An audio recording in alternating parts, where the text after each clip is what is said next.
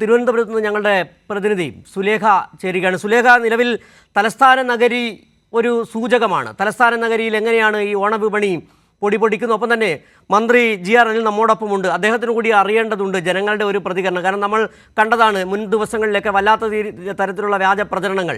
ജനങ്ങളൊക്കെ civil supplies കോർപ്പറേഷനിൽ വരുന്നില്ല, വില കൂടുതലാണ് എന്നുള്ള വലിയ തരത്തിലുള്ള ആക്ഷേപങ്ങൾ ഉയർന്നു വരികയും ചെയ്തു. പക്ഷേ എന്താണ് ഇപ്പോൾ തിരുവനന്തപുരത്ത് നിന്ന് നമുക്ക് നൽകാൻ കഴിയുന്ന ഏറ്റവും പുതിയ വിവരങ്ങൾ സുലേഖ?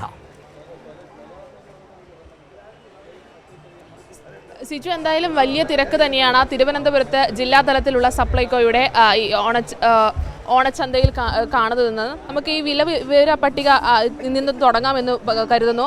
ഈ വിവര പട്ടിക ഇവിടെ കൃത്യമായി പ്രദർശിപ്പിച്ചിട്ടുണ്ട്. എന്തായാലും ഈ വിലവര പട്ടിക നോക്കുന്ന സമയത്ത് 115 രൂപയാണ് ഈ ചെറുപയറിന് നോൺ സബ്സിഡി വില. അത് സബ്സിഡി ഇനത്തിൽ 94 രൂപയ്ക്ക് നൽകുന്നു സപ്ലൈകോ. അതിനൊപ്പം തന്നെ 137 രൂപയാണ് ഉഴുന്നുപരിപ്പിന്. അത് 97 രൂപയ്ക്കാണ് സബ്സിഡി ഇനത്തിൽ ഈ സപ്ലൈകോയിൽ ലഭിക്കുന്നത്. അതിനൊപ്പം തന്നെ നമ്മൾ പറയുകയാണ് തുവരപ്പരിപ്പ് 185 രൂപയാണ്. അത് 113 രൂപയ്ക്കാണ് സബ്സിഡി വിലയിൽ നൽകുന്നത്. ഒപ്പം ഈ പഞ്ചസാര 46.10 രൂപയാണ് നോൺ സബ്സിഡി വില.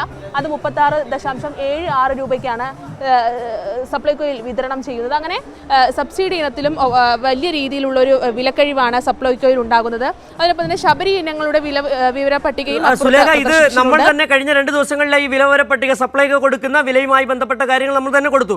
പക്ഷേ ഈ സുലേഖ ആദ്യം കണ്ടപ്പോൾ തന്നെ നമ്മൾ ആദ്യം കണ്ടത് അവിടെ വലിയൊരു ക്യൂ, സിവിൽ സപ്ലൈസ് ക്യൂ, അതിന് മുന്നിലുള്ള ക്യൂ ആണ് നമുക്ക് ആദ്യം നമ്മുടെ ദൃഷ്ടിയിൽ പെട്ടത് തന്നെ. വലിയ തരത്തിലുള്ള ക്യൂ അവിടെയുണ്ട്. സാധനങ്ങൾ വാങ്ങാൻ അത്രയ്ക്ക് സിവിൽ സപ്ലൈസിനെ ആളുകൾ ആശ്രയിക്കുന്നുണ്ട്.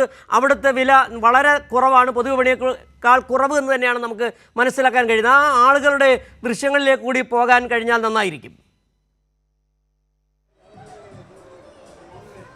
തീർച്ചയായും വലിയൊരു ക്യൂ തന്നെയാണ് സിജു ഇവിടെ ഉള്ളത്.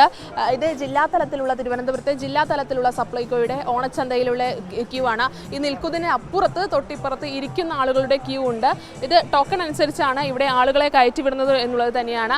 എന്തായാലും വലിയ രീതിയിലുള്ള തിരക്ക് തന്നെയാണ് ഈ സപ്ലൈകോയിൽ അനുഭവപ്പെടുന്നുള്ളത് തന്നെയാണ്. നമുക്ക് ഇതിൻ്റെ ഓണച്ചന്തയുടെ അകത്തേക്ക് പോകേണ്ടതുണ്ട്. അകത്ത് സാധനങ്ങൾ വാങ്ങുന്ന വലിയ തിരക്ക് അനുഭവപ്പെടുന്നുണ്ട്. സാധനങ്ങൾ ബില്ല് ചെയ്ത് ഇത്തരത്തിൽ ഇവിടെ നിന്ന് പാക്ക് ചെയ്യുന്ന ഒരു സാഹചര്യമാണ്. വീടുകളിലേക്ക് കൊണ്ടുപോകുന്നതിന് വേണ്ടിയുള്ള പാക്കിംഗ് നടത്തുന്ന ഒരു സാഹചര്യമാണ്.